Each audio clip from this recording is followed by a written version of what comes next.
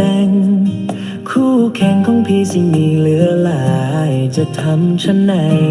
จะได้เจ้ากอดหมดหวังจะได้พลอดเจ้าเสียแล้วน้อนาง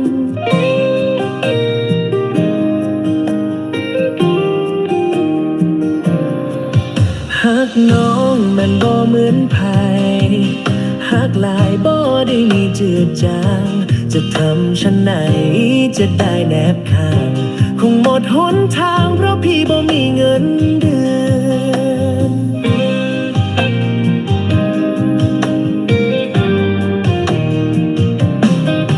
ส